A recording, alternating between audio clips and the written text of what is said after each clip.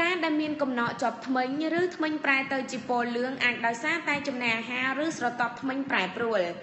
ដោយអាស្រ័យទៅតាមមូលហេតុកំណកជាប់ធ្មេញអាចមានពណ៌ខុសៗគ្នាជាច្រើនដូចជាពណ៌លឿងត្នោតសបៃតងនិងប្រផេះខណៈពេលដែលត្រូវយកចិត្តទុកដាក់លើអ្វីដែលអ្នកគួរញ៉ាំនិងធ្វើទៅតាមអនាម័យមាត់ធ្មេញអាចជួយឲ្យអ្នកកាត់បន្ថយកំណកជាប់ធ្មេញ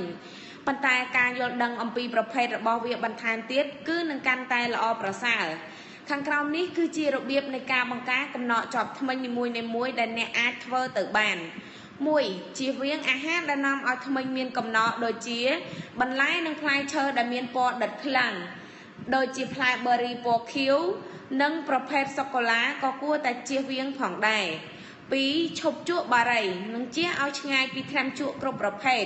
ព្រោះវាមិនត្រឹមតែអាចការពារសុខភាពមាត់ធ្មេញបានទេហើយក៏មិនឲ្យមានក្លិនមាត់ស្អុយនិងកំណកជាប់ធ្មេញដែរ3ចូលមានទម្លាប់ដុសសម្អាតធ្មេញ2ដងក្នុងមួយថ្ងៃព្រឹក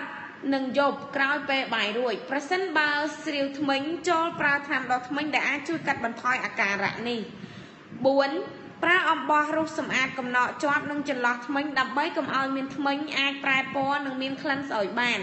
អ្នកក៏អាចជ្រើសរើសការសម្អាតធ្មេញជាមួយនឹងតនបណ្ឌិតជារៀងរាល់6ខែម្ដងផងដែរ5បើសិនជាអ្នកឃើញថាធ្មេញប្រែពណ៌ហើយយកល្អគួរតែពិគ្រោះជាមួយនឹងគ្រូពេទ្យភ្លាម